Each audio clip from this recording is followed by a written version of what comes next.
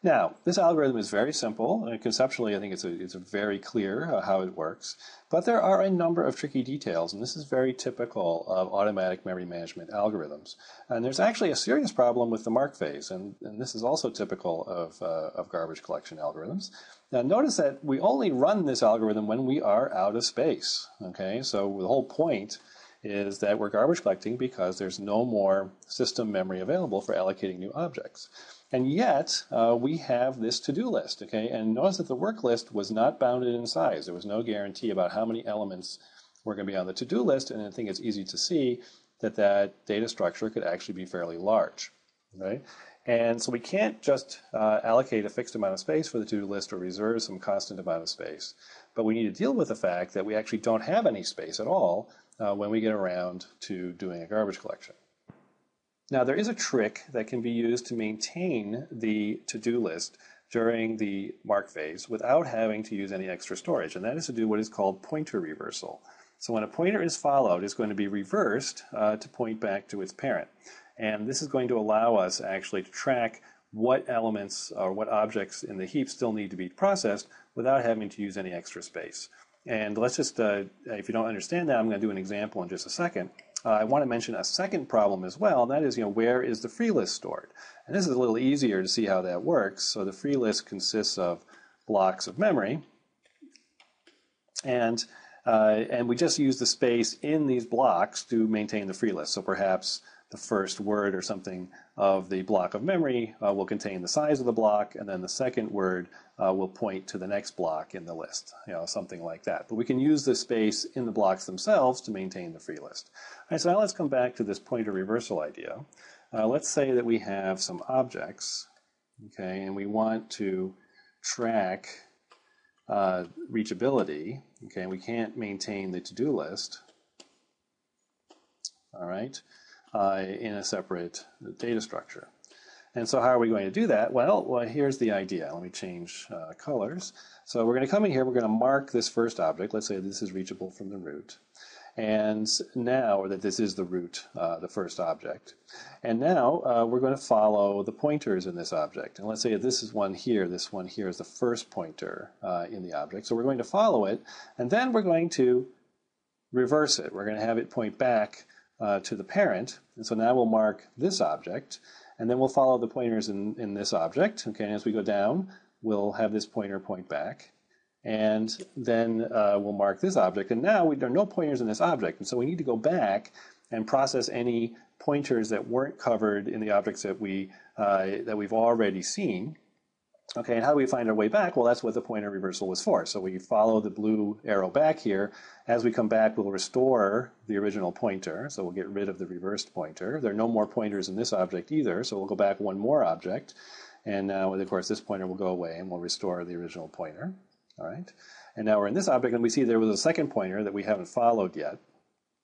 Okay, and then we'll follow it, and we'll reverse it. We'll follow the other pointer from that, reversing it, and then we'll mark these two objects. When we get down to this object and we discover there are no additional pointers, we'll be able to use these blue arrows here to work our way back, and we'll restore the red arrows as we walk back up through the objects. So essentially, what the pointer reversal does is it helps us maintain the stack for a depth-first search of the graph. So if you're doing a depth-first search of a graph and you want to be sure that you cover all the nodes that are reachable, then you have to be able to do the backtracking, and the reverse pointers allow us to do that. There's one more tiny issue here with the reverse pointers. So notice that there's a little bit of a problem when I talk about reversing pointers, and let me draw two new objects here just to illustrate the point. Let's say I have a pointer from this object to that object. So when I cross over to the object that is pointed to, what does it mean to reverse this pointer? Well, the space for the pointer is actually in this object. There's no space necessarily for the pointer at all in the object that I'm going to. And so in fact, what's going to happen, let's say if this was part of a chain of objects, okay, and this problem is easily solved. The issue is just an off by one problem.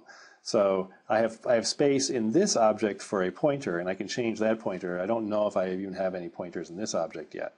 All right, but let's say this is part of a chain of objects, okay, and that I've walked down this chain to this particular object. So as I pass over to this third object, the pointer that I will reverse is this one, and I will make it point back to the previous object, okay? And then I'm just going to remember this particular object here. I'll keep the pointer to this particular object in a register. So I'll keep the last pointer I traversed in a register, in a pointer to the last object that I came from in a register, and then when I go on to another object, I will use the pointer that I'm traversing in the current object to point back to the parent of the previous object. Okay, so it's just a little off by one problem, and I need one register here to hold on to the previous object that I visited, and then I can reverse pointers back up to the parents and grandparents. All right, to summarize our discussion of mark and sweep, space for a new object is going to be allocated from the free list, a little typo there. And we're always going to pick a block, we always have to pick a block from the free list that is large enough to hold the object that we're allocating. And an area of the size that we need is going to be allocated from that block, and then the leftover is going to be put back on the free list. So let's say that the free list has a block, let's say it has 100 bytes, and then we need an object that has 50 bytes in it. So what will happen is this block will get split up. We'll use this first half, the first 50 for the object, and then this other part with the leftover will get put back onto the free list.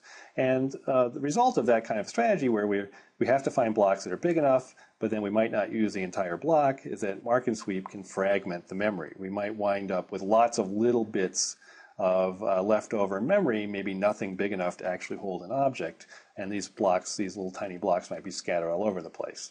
So it's important, actually, for mark and sweep to also merge blocks whenever possible. So you have to merge free blocks when possible. So basically, when the sweep phase is working on the free list, it needs to recognize when it has two adjacent blocks of memory that are immediately adjacent to each other in memory. So if I have two blocks that are contiguous, what I really want to do is to merge them into one big block and just have one entry in the free list. That's to counteract the fragmentation of memory. Now, one big advantage, and perhaps the biggest advantage of mark and sweep, is that objects are not moved during garbage collection. And that means I don't have to update the pointers to objects. Objects just stay put. They don't move as part of garbage collection.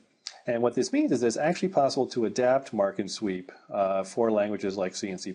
So in C and C++, pointers are exposed to the programmer, so programmers can manipulate pointers and test on pointers. And so you can't move objects in C and C++ because the pointer is part of their semantics. The pointer address, I should say, is part of their semantics.